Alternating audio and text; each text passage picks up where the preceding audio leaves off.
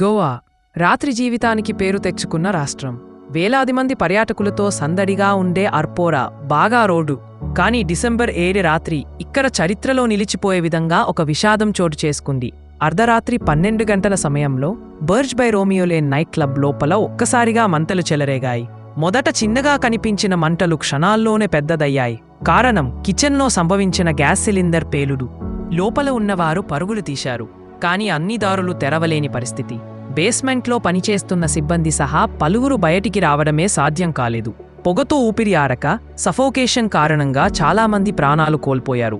Fire బ్రిగేడ్కి phone వెళ్లి కొన్ని నిమిషాల్లోనే వారు అక్కడకు చేరినా లోపలి వెళ్లే రహదారి సన్నగా ఉండటంతో వాహనాలు లోపలికి వెళ్లడానికి ఆలస్యమైంది. ఈ ఆలస్యం పలువురి ప్రాణాల్ని బలిగొంది. ఉదయం వరకు మంటలు పూర్తిగా ఆర్పబడ్డాయి. కానీ ఆ సమయంలో కనిపించిన దృశ్యం ఎవరూ మరిచిపోలేనిది. పూర్తిగా దగ్ధమైన లోపలి భాగం, కూలిపోయిన గోడలు, పొగతో నిండిన గాలి, మానవ జీవితాల నిశ్శబ్దం. మరొక ముఖ్యమైన కారణం క్లబ్లో భవన నిర్మాణం, ఫైర్ సేఫ్టీ నిబంధనలు పాటించడంలో లోపాలు ఉండవచ్చని. క్లబ్ తక్కువ భద్రత వాతావరణంతో తక్కువ ఎగ్జిట్ మార్గాలు, నారో ఎగ్జిట్స్, ప్రాపర్ వెంటిలేషన్ లేకపోవడం వల్ల ఒక ప్రమాదము తీవ్రంగా మారిపోయినట్లు అధికారులు చెప్పారు. అగ్ని ప్రారంభమైన తర్వాత మంటలు మరియు వాయువు దుమ్ము, స్మోక్ వేగంగా ప్రెమిసెస్ని ఆక్రమించాయి. చాలా మందికి బయటకు రావాల్సి ఉండగా నిర్బంధం ప్రాప్తయ్యారు. చాలా మంది కిచెన్ ఏరియాలో ఉండటంతో, ముఖ్యంగా దుమ్ము వల్ల శ్వాస తీసుకోలేకపోవడం వల్ల మరణాలు ఎక్కువయ్యాయి. ఈ దుర్ఘటన గురించి president of India Droupadi Murmu గారు, ప్రధానమంత్రి నరేంద్ర మోదీ గారు ఎక్స్ వేదికగా సంతాపం తెలియజేశారు. మరణించిన వారికి 2 లక్షల రూపాయలు, గాయపడిన వారికి 50,000 రూపాయలు ఎక్స్గ్రేషియా ప్రకటించారు.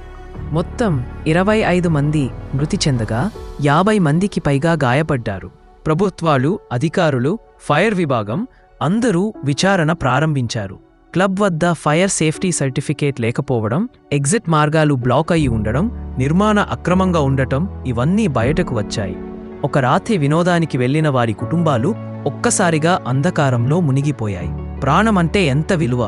ఒక చిన్న తప్పిదం ఎన్నో కుటుంబాలను ఎలా కూలదోస్తుందో.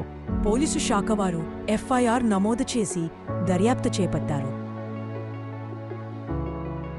ఇలాంటి మరిన్ని రియల్ రిపోర్ట్స్ కోసం మా ఛానల్ను సబ్స్క్రైబ్ చేయమావా. మీ అభిప్రాయాలు కామెంట్స్లో చెప్పండి. ధన్యవాదాలు.